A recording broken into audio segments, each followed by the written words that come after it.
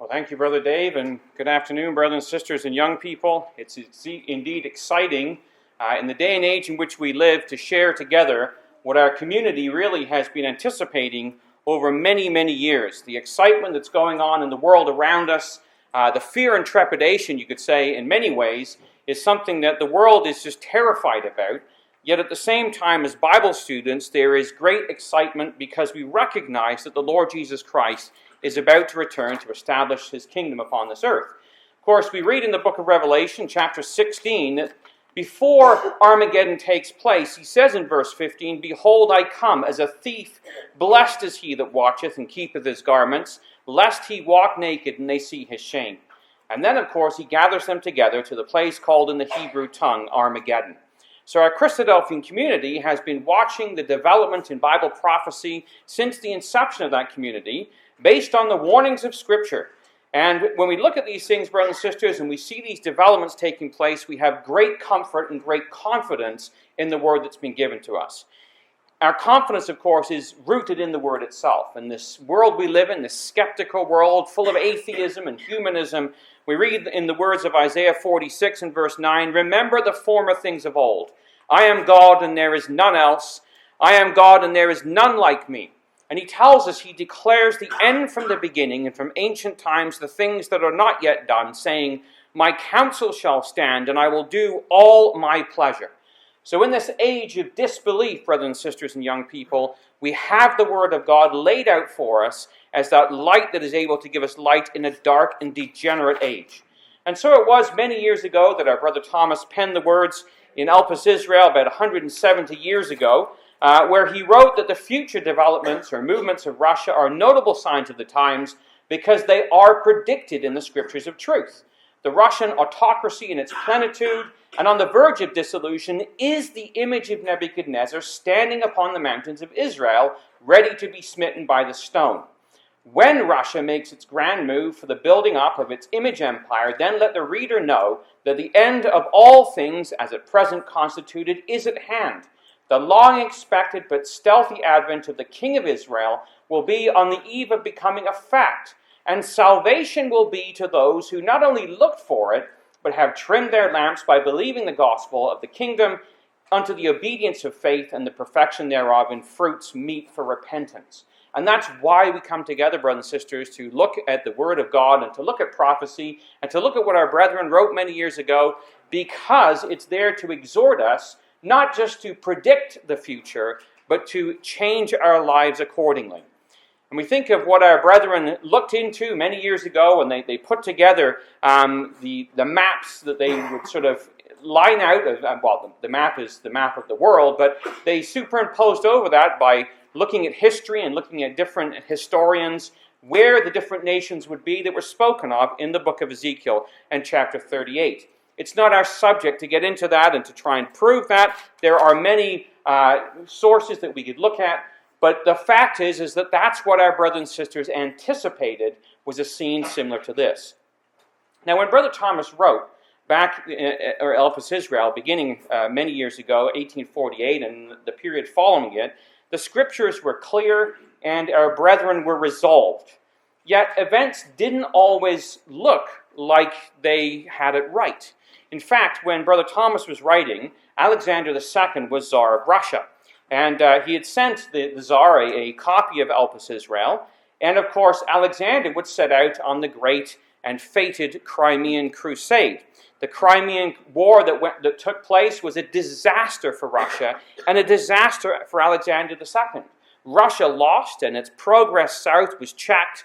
However, its aggression never stopped. And our brothers and sisters at the time, rather than being sort of despairing at these things and saying, "Oh, we've got it all wrong," they turned around and they looked to the signs of the times. In fact, it's interesting, in the Ambassador of the Coming Age, in 1869, renamed the Christadelphian, I believe that same year, there was an article that was cited in there that actually came from the Toronto Daily Telegraph about the Crimean War. And the writer says, "The Russians, from the highest noble to the lowest serf, are impressed with the idea that it is their destiny to conquer the world. The Crimean War was generally believed to have been to be imposed on an effectual check on Russian aggression, But a very short time sufficed to prove the incorrectness of this hypothesis. Hardly was the ink of the Treaty of Paris dry ere Russia was again in the field. So it's not like just the recent 50, 60 years have seen some ups and downs. This has been going on for many years. But our confidence isn't looking with our eyes at the news headlines today, but at what the Word of God has declared from many years ago. A few years later, of course, Tsar Nicholas II came to power. And by his point in time, Russia had been ruled by czars for almost 600 years.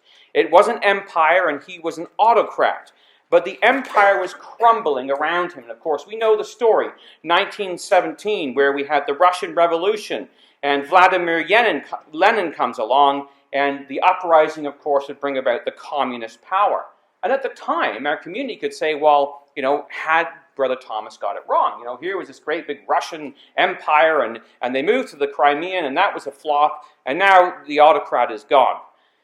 Well, of course, it wasn't long before he was replaced by Stalin. When Lenin died, Stalin, the brutal dictator, came along and took over and renamed it the United Soviet Socialist Republic, or the USSR, and he would rule for some 30 years, right through the period of the Second World War.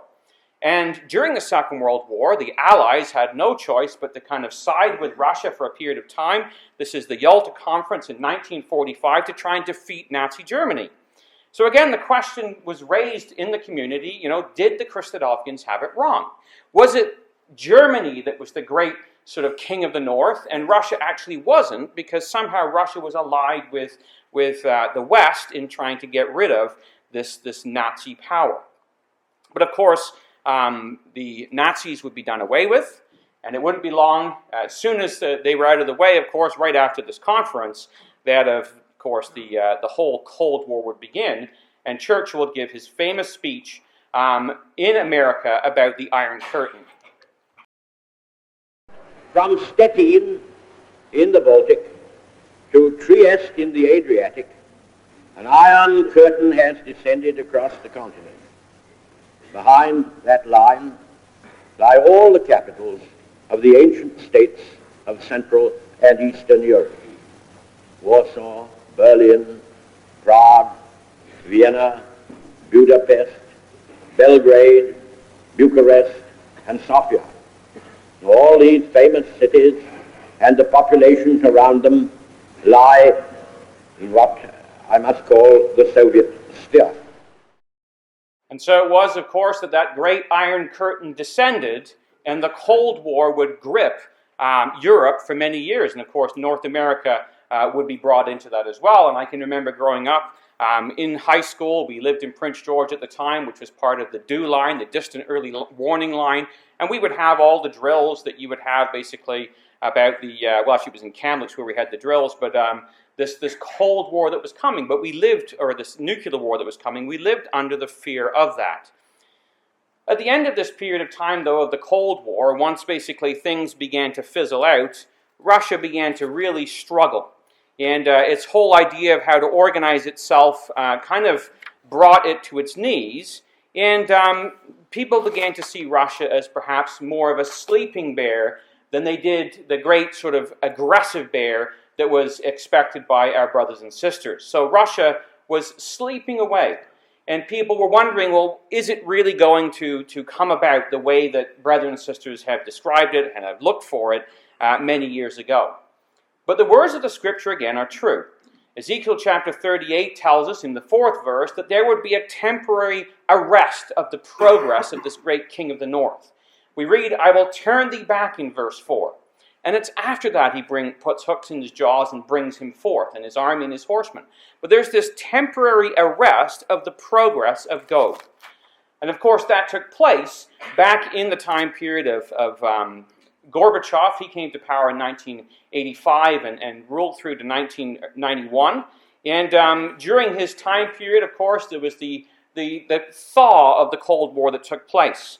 He met with President Reagan in 1986 and signed that great nuclear arms treaty. And then he met with British Prime Minister Margaret Thatcher, and after that meeting, Russia began to, or the Soviet Union began to withdraw its troops from Afghanistan. Then in 1989, he met with the Pope, And then everything seemed to go south after that, because the movement for solidarity had been going on really since 1981 or thereabouts. And Russia, in its Warsaw Pact between the Don and the Danube, that area that we would call Eastern Europe years ago, basically began to collapse. And it wasn't long until the Berlin Wall came down in 1989, and then finally in 1991, the whole of the Soviet Union passed into history. And of course, at that point in time, we had other players come onto the scene. Gorbachev, his right-hand man, was a man named Yeltsin, who didn't take too long to see his opportunity and push Gorbachev out of the way, and he resigned on December 25th, 1991. Yeltsin took over and would preside over Russia, basically, during a very turbulent time. The economy collapsed, oil prices were super low, and Russia, again, was written off by many as being sort of done. Well, Yeltsin lasted for a decade or thereabouts, and in 1999, he was pushed aside by somebody close to him, Vladimir Putin, somebody that was a nobody. He didn't really even have a party, and so people pointed this out. Well, he's not even a member of a party, so they quickly invented a party, appointed him as head of it, he ran in the election and won. And somehow he just came out of what appeared to be nowhere. And he would work to restore Russia's economy, turn Russia into an energy superpower, and use the income to help fund the rebuilding of Russia's military reforms. And it was during his first tenure that the Chechen War happened, and we saw that the gas being turned off in Eastern Europe as they wielded their might. Well, it wasn't long before Putin had run out of his 10 years in office, and along came Dmitry Medvedev. Many saw him as simply a puppet, somebody who was just, Putin behind the scene, pulling the strings. During his time, we had the Ossetia War, South Ossetia, Georgia. And of course, he changes the constitution to allow Putin to get back in and to sort of keep running all over again. And so it was in 2011 that the bear came back, so to speak. Putin came back and used those oil reserves and the money generated from them to really build up the military. And of course, in very recent years, we've seen the war in Ukraine and the annexing of Crimea. You see, brothers and sisters, this is what our brothers and sisters anticipated based on what the Bible had to say. Take a look at Joel chapter 3. See, Joel chapter 3 and Ezekiel chapter 38 both talk about this arrest, but then there is a preparation, there's a turning around that would take place. And in Joel chapter 3, and at the 4th verse, we read, "Prepare ye this among the Gentiles. Prepare war. Wake up the mighty men. Let all the men of war draw near. Let them come up." So there is this preparation, this waking up of the sleeping bears, so to speak, to bring them down to the Middle East. And that's exactly what we have seen taking place over the last few, year or so. This has been intensified. It's been going on for a while, but it certainly has intensified in the last little while. We read in February of last year, this is the Estonian Prime Minister. We thought Justin Trudeau was young. This guy looks like he's even younger. But this is what he has to say. The Russia's aggression in Ukraine has fundamentally changed the security situation in the whole of Europe, and NATO has responded with a higher readiness. So he says, look, what Russia's doing in the Ukraine has changed the game in Europe. For what was a fairly sort of sleepy goings-on for years, all of a sudden the Ukrainian war came along and it affected Europe very closely. Anders Rasmussen, he was the former Secretary General of the NATO alliance. In February 5th, 2015, an interview in the Telegraph says, this is not about Ukraine. That war was not about Ukraine, but Putin wants to restore Russia to its former position as a great power. There is a high probability that he will intervene into the Baltics and test NATO's Article 5. So when we think about this idea of wake up the mighty men, you read some of the political cartoons, and this is Russia holding on to the Ukraine, and the comment is, of course I'm hungry. I've been hibernating since 1991. And sometimes it's the cartoons that really kind of like bring it out and make it really clear to us. Another one that I found quite interesting was this one. It's Obama trying to press the reset button. And while he's trying to reset, Putin is, of course, moving himself very quickly into the area of the Ukraine. But that's what we expect, because that's what the scriptures talk about. A resurgent Russia that would be militarized and would partner with other nations in the region.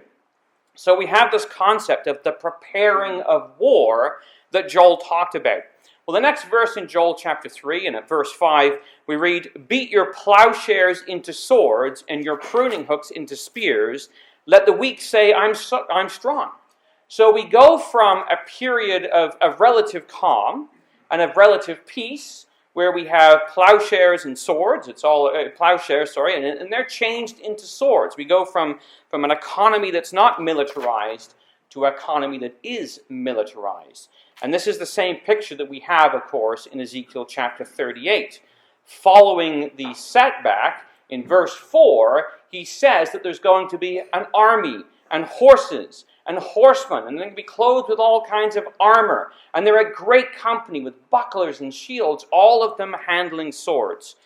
So what we see in the scriptures is a situation where it's gone from semi-peace to a time period when there's going to be a great preparation for war.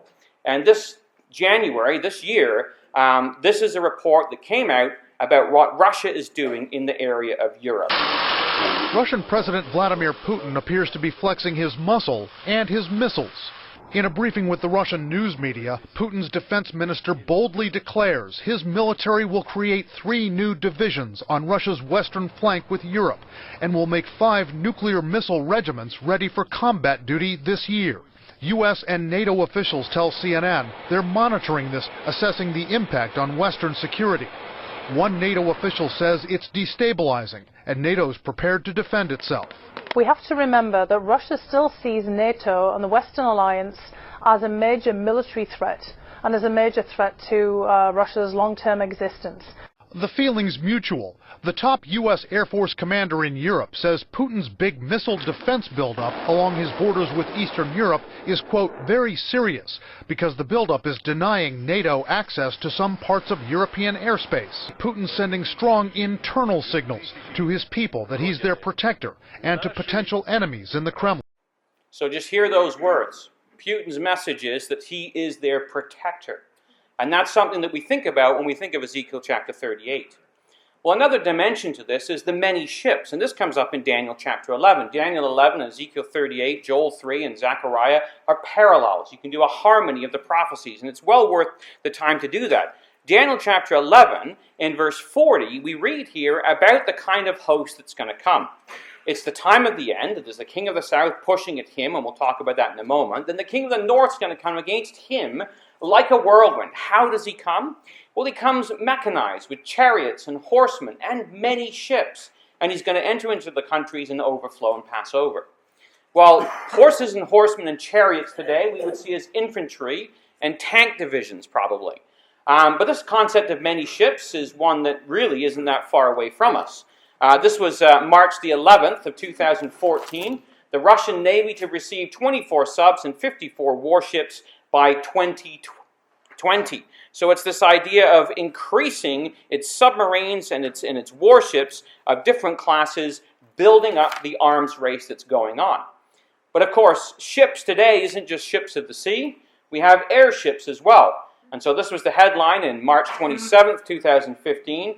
The Russian Air Force and Navy are to receive 200 new aircraft in 2015. That's more than most world air forces actually own. That's just the new ones they're going to get, outnumber most world air forces altogether. So when you look at that, you say, okay, this is what the scriptures say. It's a time of mechanizing, of arming, of getting back into the game, so to speak. And although Russia may have fallen away from that during that period of Yeltsin, they're coming back with a force. The other interesting thing is this whole issue of the Crimea. What was its significance? Well, on March the 30th, 2015, Russia says the Crimean military buildup has been completed. And the text reads, Russia intends to use its presence there, that is in the Crimea, to spearhead Russian interests in the Mediterranean Sea. The Black Sea fleet stationed in Crimea's Sevastopol will be used to extend Russia's presence in long-range sea zones. Well, obviously, that was written in March of 2015, and come the fall, we saw that taking place. That's our take on it, brothers and sisters, and some of you may have heard this clip before, but let's listen to what the generals have to say. If I had time, I would have squeezed in Obama's last election chat with Mitt Romney about what is the major threat that America faces. But we'll let the generals tell it to us. The outgoing U.S. Army Chief of Staff calling Russia the most dangerous threat to the United States today. More than ISIS, more than China. I'm concerned. They have shown some significant capability in Ukraine to do operations that are fairly sophisticated. And so for me, I think we should pay a lot of attention, because a true deterrent is one where people are worried that if they do conduct operations, there will be some level of response. And I think we have to continue to improve what that level of response might look like so we can deter. Vladimir Putin's Russia behaves in many respects as in some respects, and in very important respects, as an antagonist. That is new. That is something, therefore, that we need to adjust to and counter. Russia poses existential threat to the United States by virtue simply of the size of the nuclear arsenal that it's had. If you want to talk about a nation that could pose an existential threat to the United States, I'd have to point to Russia. And if you look at their behavior, it's nothing short of alarming. I would put Russia right now, from a military perspective, as the number one threat. The United States is concerned by reports that Russia may have deployed additional military personnel and aircraft to Syria, precisely because it's difficult to decipher their intentions. These steps could lead to greater loss of life. They could increase refugee flows and risk confrontation with the counter-ISIL coalition that's operating inside of Syria. So, brothers and sisters, that's what the generals in the USA have to say. Never mind what the chief has to say. This is what the guys who have to deal with it in the field have to say, and they are extremely concerned as what is taking place with Russia. Not so much Obama. And of course, this is picked up in many of the political cartoons. There's the cold warrior with his sanctions as he lobs them at the Russian bear, hoping that he's going to somehow control Russia. Another one, put it a little differently, where you have the Russian bear versus the American Care Bear was another one. And I thought this was quite interesting, when they talk about, isolating Russia and all this kind of stuff. And this political cartoon says, so what are you going to do? Unfriend me on Facebook? Is that really is that the threat that you're going to come to us? And this is the change, the geopolitical change that we're seeing in the world around us as Russia stands up and as the U.S. just kind of falls away and is not capable of handling it the way they were years ago, or doesn't have the resolve to do so. We also read, though, in the scriptures this concept of Russia being a guard. Not only is it going to be on the aggression, but it's also going to look after those states that are associated with it. This we read in Ezekiel chapter 38 and at verse 4. Be thou prepared, prepare for thyself. So there's a period of preparation. Thou and all thy company that are assembled unto thee, and be thou a guard unto them. So Russia not only prepares itself, it helps to prepare the nations that are assembled to it, and it is a guard to them. And that, of course, is exactly what we've been seeing taking place in the Middle East over the last year or so. This is a newspaper heading from March 27th, 2015. And just consider, it's Russia, Iran, and Syria. And you sort of like little alarm bells go off when you hear those three names said together, share the same vision. It's not only about Syria, it's about the future of the world. They want to be a great power that has their own say in the future of the world. That is Russia. They want stability and a political solution. Syria, Iran, and Russia see eye to eye regarding this conflict. So that's the issue that's been taking place. And so when it comes to that, and you see the sort of the mess that's happened in Syria in the last little while, it was very interesting to hear the legal arguments that took place over America's position in the Middle East and what their role was, and Russia's position. And Russia has outdone America hands down. Legally speaking, they are in the situation that is legal from a worldly point of view, whereas the U.S. is not. Breaking news this hour, the Russian Defense Ministry has confirmed that Russian fighter planes have conducted their first airstrikes against ISIL positions in Syria. And that's after the Russian president was given the go-ahead by Russian lawmakers. The only way to combat terrorism in Syria and in neighboring countries is to act preventatively, to destroy the terrorists on the territories that they've already captured. Russia has always supported and still supports the fight against terrorism. But we are sure that this fight should be conducted according to international law. You cannot avoid the impression that the legal basis of the coalition activities in Syria is really flawed. You cannot operate without Security Council mandate. You cannot operate without the consent of the country in question. And we said from the very beginning, when the coalition was announced, that it was a mistake not to go to the Security Council. It was another mistake not to engage the Syrian government. Had they come to the Security Council, I believe we would be able to agree a concept which would be acceptable to all. We stated bluntly that the goal of our operation, in response to the request of President Assad, and on the basis of the decision granted by the Russian parliament to the Russian president in accordance with the Russian constitution, the goal is terrorism. And we are not supporting anyone against their own people. We fight terrorism. We consider terrorists those who have been recognized as such by the United Nations and by the Russian Federation legal system. If it looks like a terrorist, if it acts like a terrorist, if it walks like a terrorist, if it fights like a terrorist, it's a terrorist, right?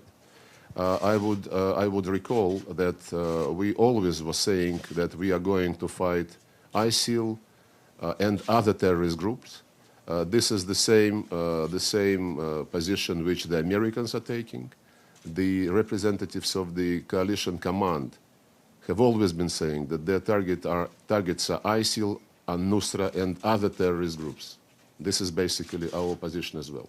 We see eye to eye with the coalition on this one. And so Russia moves into the area of Syria very dramatically back in the fall.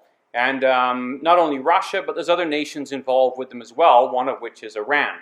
And this is Jerusalem Post. This is Israel's energy and water minister, and he has this to say: nobody wants to see Russian forces in the area of the Golan Heights, but we definitely don't want to see the Iranian forces near Israel.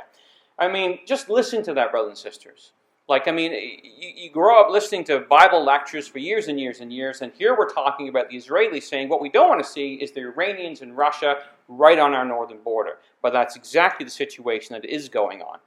And of course, there are other enemies that are involved. There is the Hezbollah, and as Russia moves in and arms the Syrians, preparing them and protecting them, the Syrians give their used tanks over to Hezbollah, and so they get a whole set of tanks that they can use, 75 tanks, to arm themselves as well. And of course, we know what the Hezbollah did with their missiles that they had just a couple of years ago. And the Western response to all this, brothers and sisters, what does the American eagle have to say about it when the bear is on the prowl? Well, it's interesting, when you look at what the Bible has to say, you begin to see echoes of this. Ezekiel chapter 38, we have there in verse 13 the response in the latter day in Armageddon, right? So this isn't today, it's just the pattern that we're seeing, or the resolve. Sheba and Dedan, verse 13, and the merchants of Tarshish with all the young lions thereof shall say, art thou come to take a spoil? Hast thou gathered thy company to take a prey, to carry away silver and gold, to take away cattle and goods, to take a great spoil? It's almost as though they are surprised at what is going on. Do you see in this a great armed response? It doesn't seem to be there. They roll right through, as we read in Daniel and we read in Ezekiel, and they pass over and they go down into Egypt.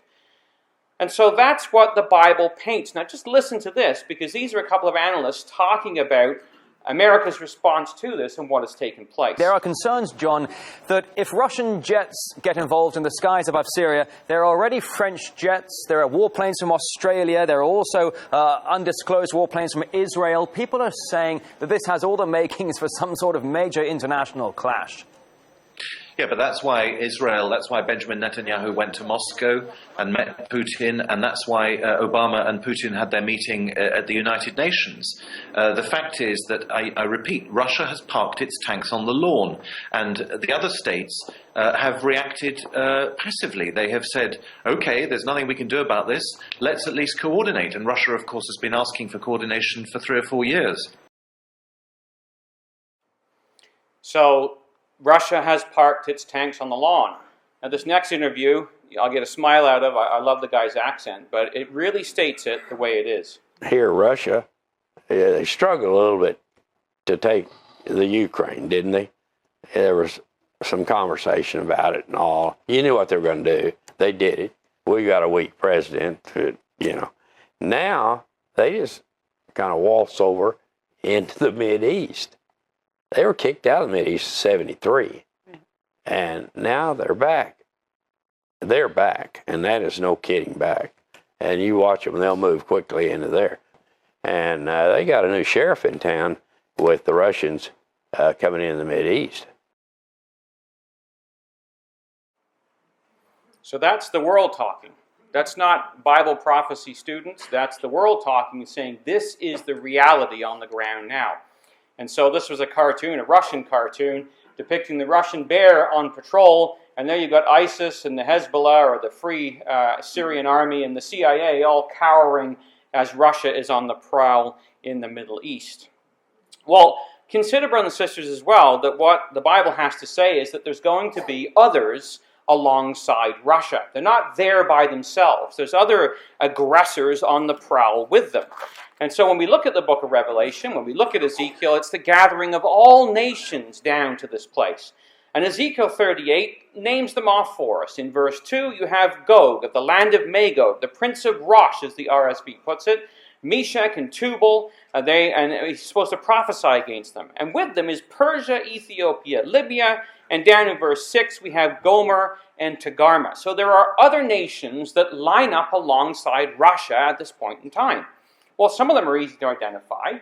Persia, until recently, it was the Shah of Persia, or the Shah of Iran. That is Iran. Ethiopia, perhaps a little bigger than it is today. And Libya, also a large area, but ones that are identifiable. But we also have Gomer in this group.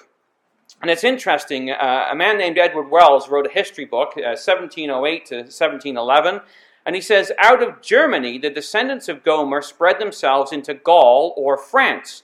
To prove this, Mr. Camden quotes the testimony of Josephus, where he says that those called by the Greeks Galatia, or Gauls, were originally called Gomerites, which word has been, or may be understood, either of the Asiatic Galatia, commonly called by us the Galatians, we had the letter to the Galatians in the area of Turkey, or the European Galatia, commonly called by us Gauls.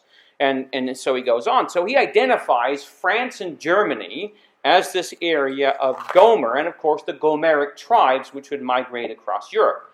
So when we look at France, and we say, well, how do they figure into this whole scenario? Well, of course, following the Second World War and the fall of the Nazi Germany, the collaborating Vichy French, which went down with the Nazis, France came under the hegemony or the influence of the Western powers, and specifically America. And they've been a member of NATO since its inception. During the Cold War, though, Charles de Gaulle came along, and in 1958, he basically had them withdraw from the military pact of NATO, but then along came Sarkozy a few years back, and he brought them back in. So France has been sort of under this hegemony or influence of NATO. That is, of course, until a few months ago when everything went amok in France. And before it went amok, it was interesting that Obama gave a little interview. But ISIS is gaining strength, aren't they? Well, no, I don't think they're gaining strength. What is true is that from the start, our goal has been first to contain, and we have contained them. They have not gained ground in Iraq, and in Syria, they'll come in, they'll leave, But you don't see this systematic march by ISIL across the terrain. What we have not yet been able to do is to completely decapitate their command and control structures.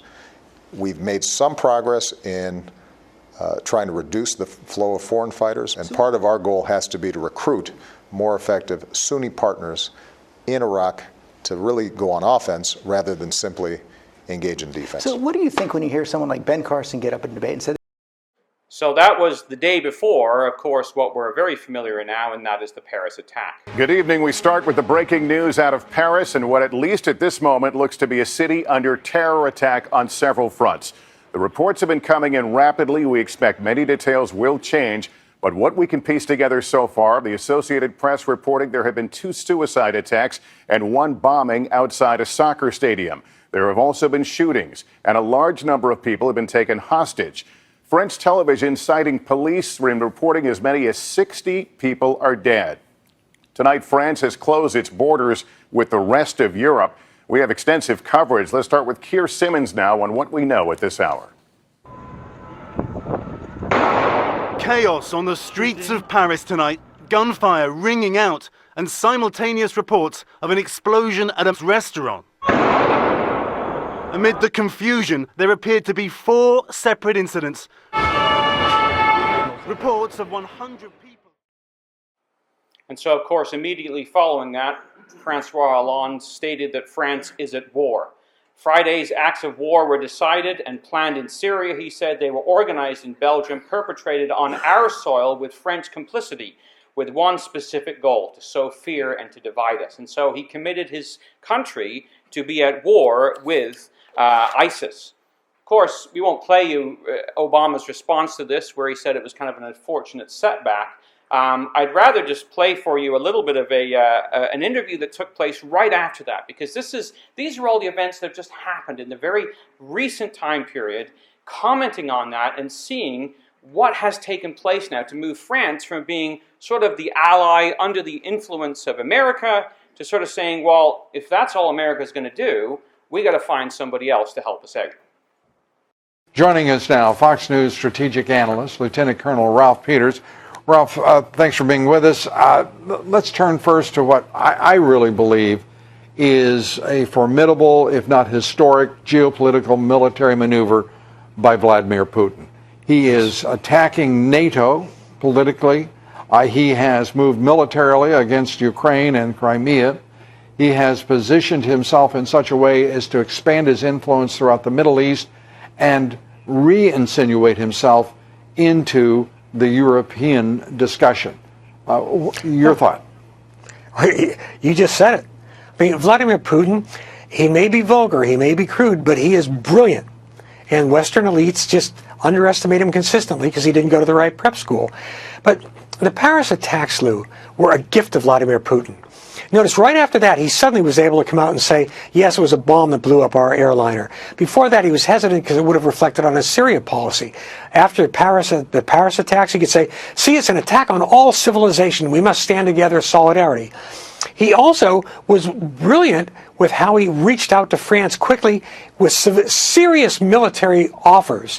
Whereas the United States, we gave them some old targets that we were reluctant to hit because of collateral damage, etc. I mean, President Hollande of France asked the United States, he asked President Obama to help France. So let's all get on the team. And Obama's response was that dreadful presser Monday morning in Antalya, Turkey. What did Putin do? Putin has now sent in his strategic bombers, the Tu series bomber, Tupolev bombers. That's the equivalent of the U.S. sending in B-52s. Ralph, there is the if you will, the optics of this. Hollande will be at the White House, but already he is shoulder to shoulder with Putin on attacking the Islamic State in Syria and for all the world. People have to be scratching their heads at how suddenly the president of France and the president of Russia seem far closer than certainly either with President Obama. Well, look, my sympathies were with President Hollande. If you're in a knife fight, who do you want to be on your team? A fighter or a faculty lounge philosopher like President Obama? I mean, it's a no-brainer. France has been attacked, and President Obama dismissed almost 500 people killed or wounded in France, and Obama says it's a setback. John Kerry basically says, well, at least Charlie Hebdo attack was justified. I mean, this is offensive. We managed to insult the French. Vladimir Putin is helping them. This is, as you said, a tremendous geostrategic advance for Vladimir Putin. And, you know, who's going to pay? The Ukrainians. They're being forgotten. Everyone else that's Putin's victimized. And Putin is, as you and I have discussed, Lou, he is on his way to incredible influence in the Middle East of a scale Russia's never had, with this Shia Iranian empire being built out. And who are the losers? Ukrainians, Europeans, the Christians, who Obama apparently doesn't like, who are the true refugees. And you know who else? The United States of America and its citizens. And it's interesting, brothers and sisters, when you hear that they're just amazed at what's going on. And you look back to the Gulf War and to the 9/11 attack that took place. And you say, you know, there's America. George Bush ran on a platform of we're going to isolate. We're going to pull out of the Middle East. And then the angels just step in and, oh, no, you're not. And all of a sudden, America's in with 2 feet. And Russia and France have sort of been sitting on different sides of the table for such a long period of time, all the way through this NATO alliance. And then all of a sudden, something like this takes place. America drops the ball and basically, as he says, insults them. And immediately, Russia picks that ball up, and you see a Franco-Russian alliance taking place. Remember, brothers and sisters, that Brother Thomas, as we read at the beginning, said, when the image stands up at the latter day, you know, let the reader know. You know, when this building of this empire takes place, the reader has to know that the return of the Lord Jesus Christ is close. Well, we want to think about this because that empire, that image that stands upon the mountains of Israel, Ezekiel 38 and Daniel chapter 2, is broken in pieces together. These are the words of Daniel chapter 2 and verse 35. Then was the iron, which is the Roman element, the clay, which is, of course, that European Russian element, the brass, Greece, the silver, the Medes and the Persians, which is Iran, and the gold, which is Assyria or Iraq in its historical terms, were broken in pieces together and become like the chaff at the summer threshing floors. So when this whole thing goes down, all those nations that we've known throughout antiquity and history who have played their role are going to be united together in this great image standing upon its feet. And that is exactly what we see taking place when we look to the Middle East today. America is pulled out of Iraq. Iraq now has switched sides, like France, and is joining with Russia. But at the end of the day, what the Americans now are most worried about is that the Iraqis, having been a long-term ally for the United States, the Iraqi army has been trained by the US and equipped by the US, is now directly fed up with the Americans and now directly coordinating with the Russians. So there you have it. Fed up with America, coordinating with Russia, switching sides. And it's interesting, the words of Scripture, Ezekiel 38 verse 5, we talked about this, Persia or Iran are going to be with them, along with Libya and others. And so that's exactly what we've seen taking place with this whole sanctions, no sanctions, nuclear deal, is that Iran has been sided with or protected by Russia, be thou a guard unto them, to make sure that they're intact and that they are able to, well, this is not the purpose perhaps of Russia, but they're able to fulfill the role assigned to them by the Scriptures in the latter day. Syrian President Bashar al-Assad now says his troops are advancing on almost all fronts because of Russian airstrikes that started nearly 2 months ago. President Putin today is shoring up support for Assad in Iran. He met with the Supreme Leader, Ayatollah Khamenei, for more than an hour and a half. The Kremlin says both countries agreeing to oppose any, quote, external attempts at regime change in Syria. Wow. Let's turn very quickly to Putin in Tehran. Basically, it was a cooperation agreement between the government of Iran and Russia, excluding the United States and shoring up Bashar al-Assad. End of story, Mr. Obama. End of story, Mr. Obama. Leading from behind, we've now been left behind in events in the Middle East. So Putin is now calling the shots. He's got an alliance with Russia, Iran, Iraq, and Assad. France is going to end up joining this alliance too. Now, France had said Assad's got to go. They're not saying that anymore. They want Russian help in destroying ISIS. But here's the problem. It was the president who said, we have contained ISIS, right? And then within a few hours, ISIS attacks in Paris. Secretary Kerry said, we've got Al-Qaeda on the ropes. Al-Qaeda attacks in Mali. You could go on and on and on. To the point where now the president says, look, ISIS, it's just a bunch of weirdo computer hackers in the granny's basement who are really good on social media, while the rest of Europe's on lockdown. What do you expect from that meeting? Obama can't presume to replace Russia in that alliance. He's foreclosed by Iran. He is inartful, and his dodging is catching up with him. Well, and where is Hollande going after he meets with Obama? He's going to Moscow. He's meeting with Putin. He knows Putin is the guy who's making things happen in the Middle East. And so we see Iran and Russia, both of them cozying up to Iran and France, both of them cozying up to Russia, and America just being unable to act. And so we see in some of the cartoons, beware of my sanctions is the great call. And of course, Russia just does not seem to be overly fussed by that. But that brings us to the next element, and that, of course, is Turkey to the north. This was a cartoon that showed the Turks that were going to take on the Russians, and it kind of about says it all. I mean, Turkey has got one of the biggest armies in the Middle East, but nonetheless, you put it against Russia, and the reality is it's not much of a match. Russia has, of course, had a desire for Constantinople for many, many years. They were, in effect, booted out of there years ago in 1453, when St. Sophia's, the church that you see there, which was sort of the Vatican of the Eastern Orthodox Church, was overrun by the Muslims. Muhammad II ran them out of town, and basically they established themselves there. And Russia has always kept this as a thought of going back there and repossessing that. And in fact, it was Brother John Ramsden who pointed out that on the crosses in the Kremlin, these are the Greek Orthodox cross, and you'll see there that Christianity one day is going to be victorious over that crescent moon which represents Islam. That's their plan. So this whole idea of, Russia working with the Arabs and Islam and whatever else, look out. I mean, it's really just a convenient thing that they're using for the time being. Daniel's pretty clear how this is going to go down. Daniel chapter 11, verse 40, we read there, at the time of the end, so the king of the south pusheth him, which of course is Turkey. And Brother Thomas interpreted that as being the British being involved in going into the land of Israel, or Palestine as it was, and being involved with pushing the Turks out of the land, and wrote copious quantities on this. So the him there was Turkey. And then it says, the king of the north shall come against him, which is still Turkey, like a whirlwind with chariots and with horsemen and with many ships, and he's going to enter into the countries and overflow and pass over. How do you know it's Turkey? Because it says in the next verse, he's going to enter in and overflow and pass into the glorious land.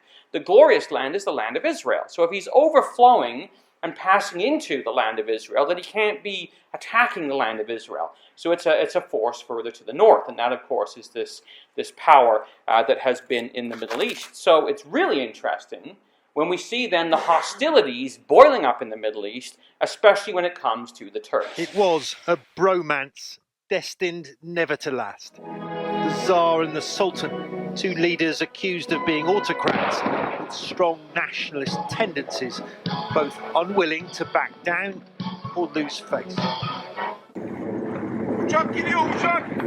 Russia and Turkey had long been at loggerheads over Syria, but this was the moment now defining that relationship. The shoot-down of a Russian plane by Turkish interceptors, setting Putin and Erdogan on a collision course. A furious Russian president called it a stab in the back, delivered by the accomplices of terrorists. He demanded an immediate apology, which never came. Instead, bristling at the Kremlin insults, the Turkish leader called for Russia to say sorry. It was, after all, Turkish airspace, he told CNN, that was violated. That apology was never going to happen either. And so just this last week then, while that's been going on for a few weeks now, or that's in November, what we find is that Russia is pushing ever closer against the borders of Turkey. Russia's about to build a new air base in Syria along the border with Turkey. Senior defense officials tell Fox News that Russian military personnel have been surveying an airfield in the city of Kamishli. The move follows a military buildup in Latakia last fall, where they built the first air base for the Russian jets. The potential base likely to inflame further tensions with NATO member Turkey that shot down a Russian warplane in November, an act that Putin described as, quote, a war crime. Well, first of all, the air base at Latakia is only able to handle about 30 to 35 aircraft. It's a very, very small air base. This new one is actually building on an older Syrian air base. It's going to be far more expensive, but a couple of points are important here, Lou. Number one is this new air base is in the part of Syria that's controlled by the Kurds. And secondly, it's right up against the Turkish border, about 20 miles from the Turkish border. So what this allows the Russians to do is, again, to poke a stick in the eye of the Turks to try to punish them for shooting down that Russian fighter plane, and also to expand their presence in Syria. Now, Russia today is an expanding power in the Middle East, and they're not going to stop anytime soon, Lou.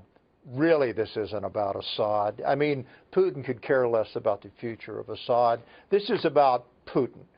He will do what he wants to do. I don't think he's ever taken a course in finance, and I don't think he cares. His number one priority is to split NATO. Of course, Turkey is a member nation of NATO. His second ambition is to expand Russian presence in the Middle East, and the third objective is to feed this nationalistic nuttiness to the Russian people. And by this move, he's succeeding in doing all three, Lou.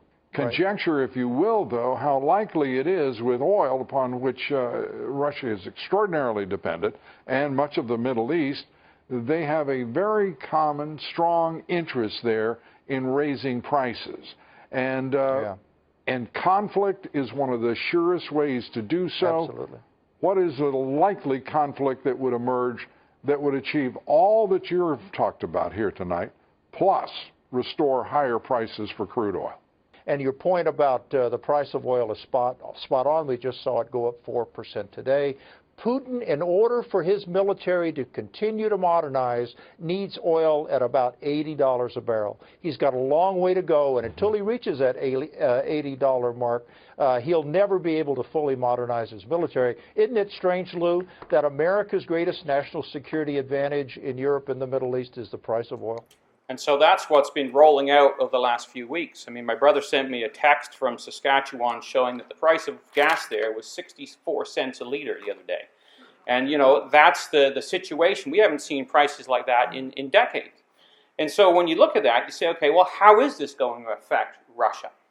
Well, you remember the words of Ezekiel that he's going to put hooks in thy jaws, right? There's going to be a certain climate that's going to cause Russia to be brought into this conflict. I will put hooks in thy jaws, and I will bring thee forth, and all thine army, and horses and horsemen, all of them clothed with all sorts of armor. Now, whether it is the economic situation that builds and builds that leads to that, we don't know.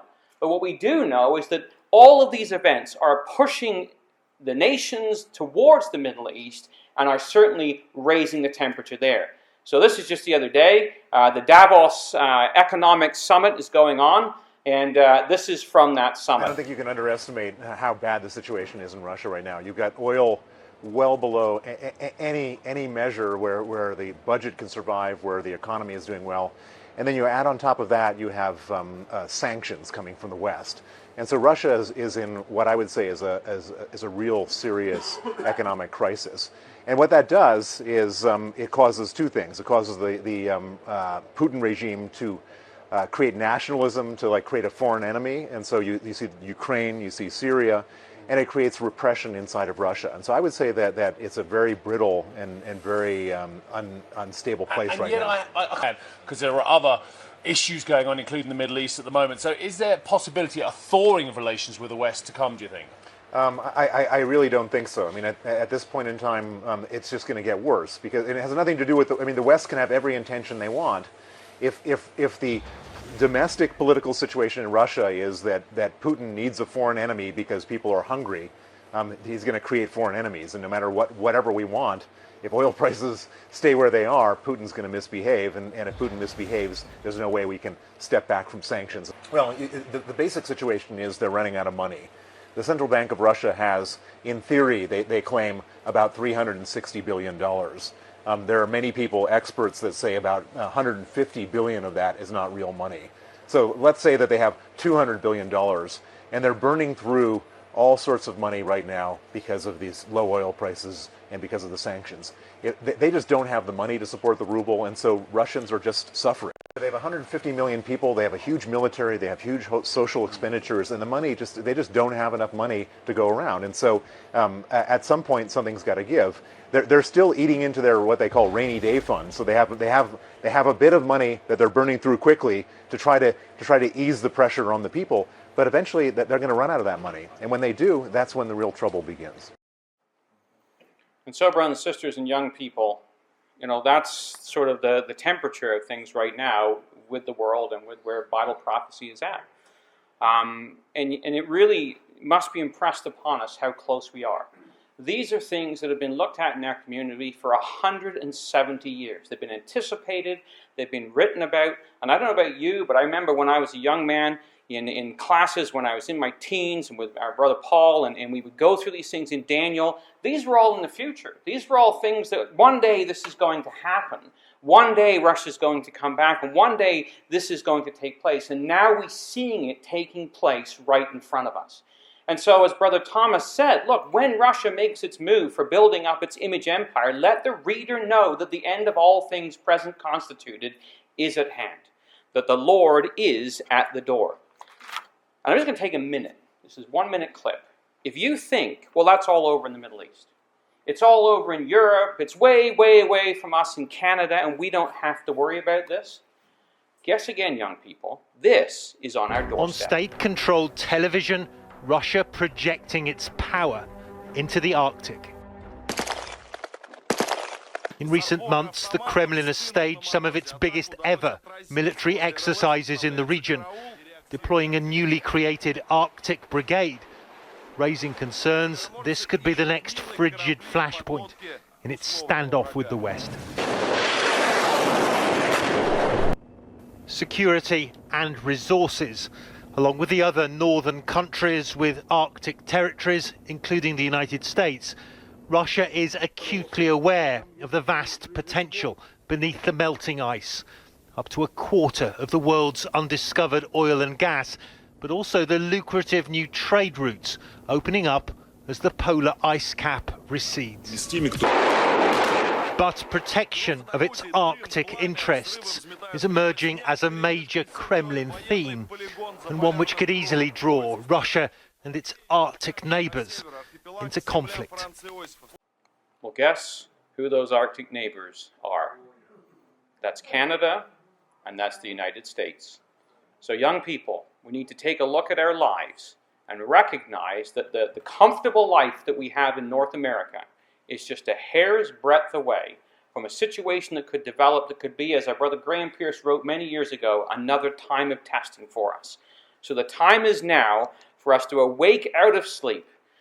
The time of our salvation is nearer than we believed. The night is far spent, the day is at hand. So the exhortation is, let us therefore cast off the works of darkness and put on the armor of light.